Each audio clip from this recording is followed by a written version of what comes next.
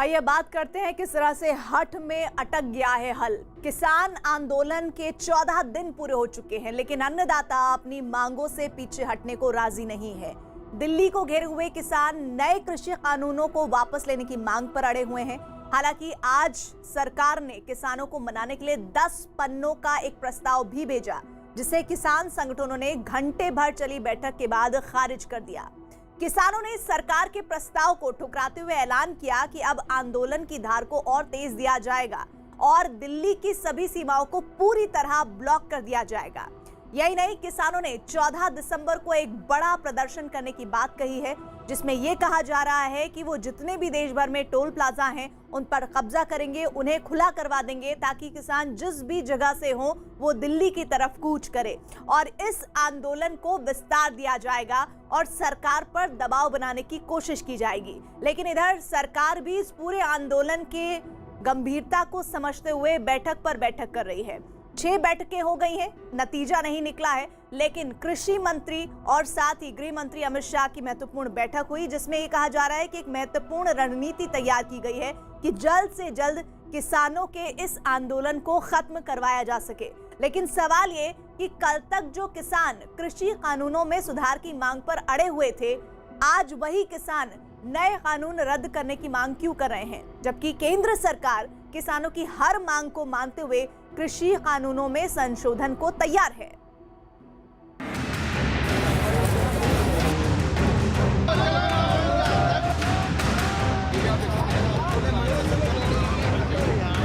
आप देख सकते हैं जो सरकार की तरफ से किसानों को प्रस्ताव भेजना था वो आ चुका है और यहाँ पर देखिए ये जो किसान नेता है वो प्रस्ताव दिखा रहे हैं या तस्वीरों में वो भी मानते हैं कि कानून तो खिलाफ है, कानून तो गलत बने, एंटी फार्मर है, रद्द होने चाहिए, वो भी मानते हैं। और पता नहीं कहाँ बात अड़ी हुई है। संशोधन आप लोगों को मान्य होगा कि नहीं? संशोधन नहीं, ये नहीं मानते, नहीं ना रद्द करावांगे, पूरा रद्द होगा तभी पूरा रद्द करावांगे।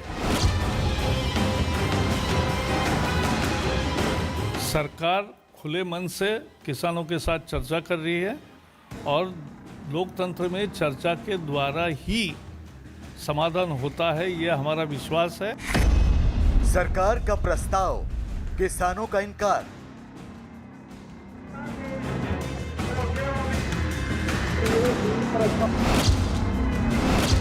सरकार है वो संशोधन लाना चाहती है, लेकिन हम यूनैनिमसली इस बात को रद्द कर चुके हैं। तीनों लॉज को निरस्त कराने तक हमारी स्ट्रगल जारी रहेगी।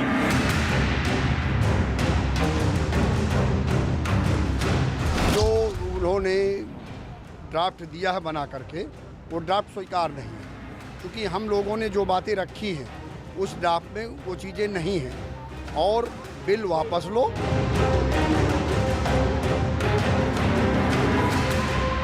सारे होके इकट्ठे ਅੱਜ ਸਾਰੇ ਹੋ ਕੇ ਇਕੱਠੇ ਮੁੱਲ ਹੱਕਾਂ ਦੇ ਲੈਣਗੇ ਔਰ ਜਿੰਦਾਬਾਦ ਕਿਸਾਨ ਨੇ ਜਿੰਦਾਬਾਦ ਹੀ ਰਹਿਣਗੇ। ਹਾਂ ਜਿੰਦਾਬਾਦ किसान ने जिंदाबाद ही रहणगे। एक अंतिम दौर की एक तरह से अगर बातचीत हो रही है या कोई निगोशिएशन हो रहा है या कुछ हो रहा है तो ये वर्क इन प्रोग्रेस माना जाता है और वर्क इन प्रोग्रेस की रनिंग कमेंट्री नहीं होती है और इसलिए इसमें आज इतना ही बता सकते हैं कि that is work in progress. किसानों से संवाद, फिर अटकी बात।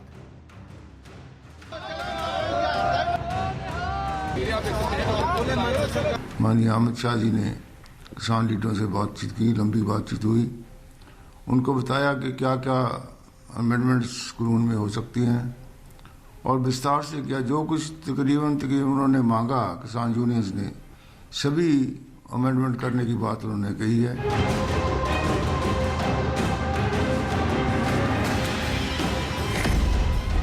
किसान आंदोलन जारी, समाधान का इंतजार।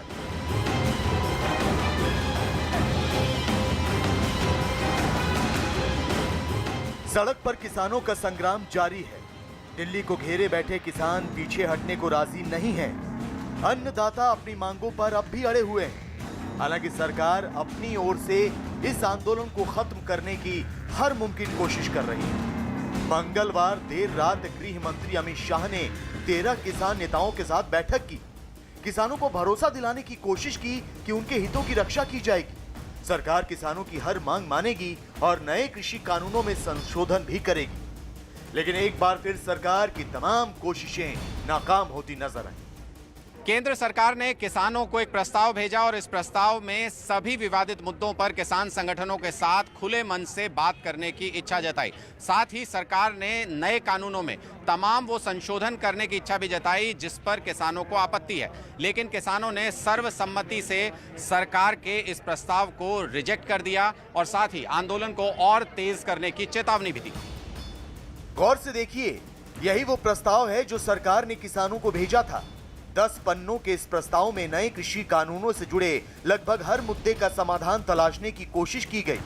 एमएसपी से लेकर एपीएमसी, किसान ट्रिब्यूनल से लेकर कॉन्ट्रैक्ट फार्मिंग तक पर सरकार ने नए कानूनों में संशोधन की बात कही। लेकिन किसान नेताओं ने सरकार की एक नहीं मानी। सरकार की ओर से प्रस्ताव मिलते ही किसानों ने एक मीटिंग बुलाई और करीब घंटे भर बाद ये ऐलान कर दिया कि किसानों को सरकार का प्रस्ताव नामंजूर है। किसान तब तक आंदोलन करते रहेंगे जब तक नए कृषि कानूनों को वापस नहीं लिया जाता। इस वक्त हम बड़ी जानकारी दे रहे हैं, जो लगातार हम कह रहे थे कि अंदर क्या हुआ मीटिंग में, क्या हुआ मीटिंग में, क्या प्रस्ताव पर चर्चा हुई सरकार के? सरकार का एक प्रस्ताव हिंदी में आया था हमारे पास। उसको पूरे का पूरा नेशनल कमेटी में पढ़ा, एक एक लाइन उसकी। उसमें कुछ नया नहीं है। मैंने सुना हाथ खड़े किए गए अंदर उसको प्रस्ताव को खारिज। उस पर डिस्कशन की गई। एक एक पॉइंट पढ़ा गया। गया। एक एक पॉइंट पढ़ा गया। फिर सबके सुझाव लिए। फिर बाद में हाथ खड़े किए। फिर ये देखा गया कि कोई इसके पक्ष में तो नहीं है। तो एक भी पक्ष में नहीं है। 100% जो हाजिर है मेंबर नेशनल कमेटी के, सभी ने इसको रद्द किया है। और ये लगभग ये फैसला है कि हम ये पूरे कानून जब तक रद्द नहीं होते तो हम सरकार से ये लड़ाई जारी रखेंगे।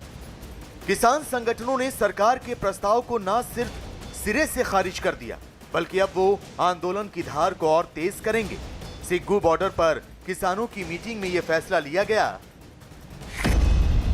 कि किसान संगठन अपने आंदोलन को और तेज करेंगे। राजस्थान और उत्तर प्रदेश को दिल्ली से जोड़ने वाले हाईवे को भी बंद कर दिया जाएगा। किसान दिल्ली के अंदर दाखिल नहीं होंगे, लेकिन किसान कृषि कानून वापस लिए जाने तक दिल्ली बॉर्डर पर ही डटे रहेंगे।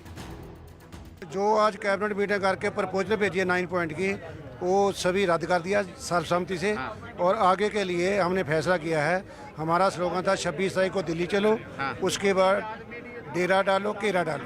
डेरा तो हमने डाल लिया, अब घेरा डालेंगे। घेरा डालेंगे यानी जो बॉर्डर्स अभी भी चल रहा है ट्रैफिक, उनको बंद करेंगे। सभी बंद करेंगे। तो क्या उसमें उत्तर प्रदेश और राजस्थान के जो बॉर्डर्स हैं वो भी शामिल होंगे? जयपुर और आगरा जो राजस्थान वाले सभी लोग 2 दिन के बाद आ रहे हैं। क्योंकि इलेक्शन थी वहाँ पंचायत की, इसलिए वो लेट हो गए। वो यूपी वाले तो पलवल पर हैं, गाजीपुर हैं। ये जो जयपुर वाला है वो राजस्थान वाले रुकेंगे। तो वो कब से आप वो घेरा टाइट करने वाले हैं? कोई कार्यक्रम बनाया गया उसके लिए? 1-2 रोज में सब कुछ हो जाएगा। सरकार के प्रस्ताव के बाद भी किसान आंदोलन की मशाल जलाए रखना चाहते हैं। किसान दिल्ली आने जाने के सभी रास्ते बंद करना चाहते हैं। लेकिन सवाल ये कि बात आखिर अटकी कहाँ? सरकार के प्रस्ताव में ऐसा क्या था जिसे किसानों ने मानने से इनकार कर दिया? तो आपको बता दें कि 10 पन्नों का जो प्रस्ताव किसानों को सौंपा गया था, उसमें सरकार ने हर मुद्दे की निपटारे की कोशिश की थी। जैसे एमएसपी खत्म नहीं होगी, सरकार एमएसपी पर लिखित आश्वासन देगी, किसानों को कोर्ट जाने का अधिकार होगा, निजी कंपनियों पर टैक्स लगेगा। यही नहीं, पंजीकरण प्रणाली में संशोधन करने को भी सरकार तैयार है, जिसके तहत निजी कंपनियों का रजिस्ट्रेशन किया जाएगा। इसके अलावा एपीएमसी एक्ट में बदलाव की बात भी कही गई है। फ्री मंडी में समान टैक्स का प्रस्ताव दिया गया। कॉन्ट्रैक्ट फार्मिंग कानून में बदलाव कर किसानों की जमीन गिरवी न रखने का भरोसा दिया गया। किसानों पर दर्ज एफआईआर वापस लेने की बात कही गई। पराली जलाने के मसले पर सख्त कानून में नरमी का प्रस्ताव भी दिया गया। पीएमसी के चुंगल से हमें मुक्ति मिले, यही तो देश के किसानों की मांग थी। और एपीएमसी भी रहेगी, ये जो कानून है उसमें एपीएमसी भी रहेगी, एमएसपी भी रहेगा, सरकारी खरीद जो होती है वो भी रहेगी, और लेकिन दूसरी भी एक विंडो अपॉर्चुनिटी की किसान के लिए मिलेगी, जहां ज़्यादा दाम मिलेगा वहां वो बेचेंगे। किसानों के साथ चर्चा कर रही है और लोकतंत्र में चर्चा के द्वारा ही समाधान होता है, ये हमारा विश्वास है और वैसे ही होगा। ऑल इंडिया किसान संघर्ष कोऑर्डिनेशन कमेटी ने सरकार के 9 सूत्रीय प्रस्ताव को खारिज कर दिया, तो अब किसानों ने अपना आंदोलन तेज करने की तैयारी कर ली है। किसान दिल्ली की नाकेबंदी करेंगे, साथ ही वो हाईवे ठप करने की भी तैयारी कर रहे हैं। किसान संगठनों ने सरकार से मिले प्रस्ताव पर चर्चा के बाद ऐलान कर दिया कि वो किसी भी कीमत पर नए कृषि कानूनों को रद्द करवाना चाहते हैं, लिहाजा जब तक उनकी मांगे नहीं मानी जाएंगी तब तक वो आंदोलन का झंडा बुलंद किए रहेंगे। सरकार की ओर से प्रपोजल आई है, हम सब ने फैसला किया है, उसको देखा है, उसको हम पूरी तरह से रद्द करते हैं। अगर सरकार द्वारा कोई प्रपोजल भेजती है तो उसके बारे में विचार करेंगे। सरकार कृषि कानूनों में संशोधन को तैयार है, लेकिन किसान अपनी मांगों पर अड़े हैं। किसान नेताओं का कहना है कि हर जिला हेडक्वार्टर का 14 तारीख को घेराव किया जाएगा। पंजाब, हरियाणा, राजस्थान, यूपी और मध्य प्रदेश में रोज प्रदर्शन होंगे। 12 तारीख तक जयपुर दिल्ली हाईवे को रोक दिया जाएगा और पूरे देश के टोल प्लाजा को फ्री कर दिया जाएगा। पूरे देश में एक दिन का जिला हेडक्वार्टर पर मोर्चा लगेगा। 14 तारीख शुक्रवार को उनको घेरेंगे और वहां मोर्चा लगेगा। सोमवार पूरे देश में लगातार रोष प्रदर्शन जारी रहेंगे। पंजाब, हरियाणा, यूपी, एमपी, राजस्थान और अदर स्टेट जहां पर पूरे रोष प्रदर्शन जारी रहेंगे। जयपुर दिल्ली हाईवे रोकने के लिए 12 तारीख तक फैसला कर लिया गया है। 12 तारीख तक उसको रोका जाएगा। जयपुर दिल्ली हाईवे 12 तारीख तक उसको रोका जाएगा। किसान अपनी मांगों से पीछे हटने को राजी नहीं और विपक्षी दल इस मुद्दे पर सियासत करने से बाज नहीं आ रहे। किसान आंदोलन से अपनी खोई हुई साख दोबारा हासिल करने की कोशिश करते विपक्षी दलों के नेता राष्ट्रपति से मिलने पहुंचे। किसानों के मुद्दे पर राष्ट्रपति रामनाथ कोविंद से मिलने पहुंचे विपक्ष के नेताओं में कांग्रेस के पूर्व अध्यक्ष राहुल गांधी, एनसीपी प्रमुख शरद पवार, सीपीआईएम के सीताराम येचुरी, सीपीआई के डी राजा समेत कई नेता शामिल। दरअसल किसान आंदोलन पर चर्चा के लिए विपक्षी दलों के नेताओं ने राष्ट्रपति से मिलने की अनुमति ली थी। इनकी मांग है कि राष्ट्रपति अपने विशेषाधिकार का इस्तेमाल कर इन नए कृषि कानूनों को खारिज कर दें। किसान की शक्ति के सामने कोई नहीं खड़ा हो सकता है और सरकार को गलतफहमी में नहीं होना चाहिए। सरकार को ये नहीं सोचना चाहिए कि किसान हट जाएंगे, डर जाएंगे। किसान, हिंदुस्तान का किसान डरेगा नहीं, हटेगा नहीं जब तक ये बिल रद्द नहीं कर दिया जाए। सरकार को गलतफहमी में नहीं होना चाहिए। किसान कॉम्प्रोमाइज नहीं करेंगे। क्यों नहीं करेंगे? क्योंकि उनको समझ आ रही है बात कि अगर वो आज कॉम्प्रोमाइज कर गए तो उनका हिंदुस्तान में कोई भविष्य नहीं रहेगा। कांग्रेस के पूर्व अध्यक्ष राहुल गांधी ने राष्ट्रपति से हुई मुलाकात से पहले एक ट्वीट भी किया और सरकार को घेरने की कोशिश की।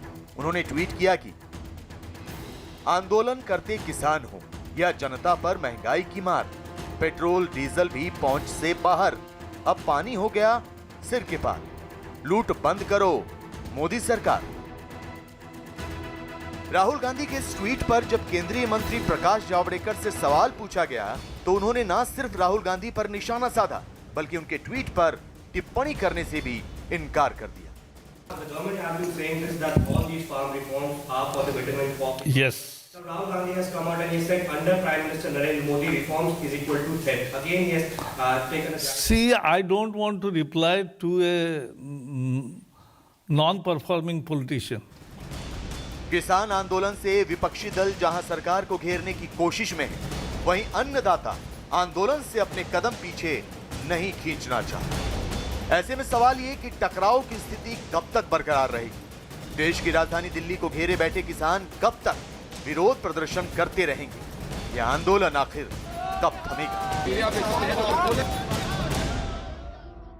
सरकार से मिले प्रस्ताव को ठुकराने के बाद देश के कृषि मंत्री नरेंद्र तोमर ने गृह मंत्री अमित शाह से मुलाकात की। कयास लगाया जा रहा है कि आगे भी किसानों का भ्रमजाल तोड़ने की कोशिश होती रहेगी, लेकिन किसान दिल्ली से सटी सीमाओं पर मोर्चा संभाले हुए हैं। महीनों का राशन लेकर आए किसान तब तक आंदोलन की मशाल जलाए रखना चाहते हैं जब तक सरकार नए कृषि कानूनों को रद्द नहीं कर देती। देखिए आंदोलन के 14वें दिन किसानों के विरोध प्रदर्शन पर न्यूज़ 18 की ग्राउंड रिपोर्ट।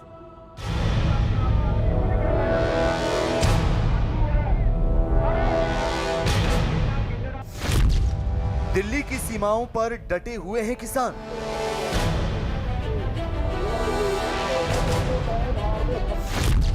आंदोलन होगा तेज, कैसे निकलेगा समाधान?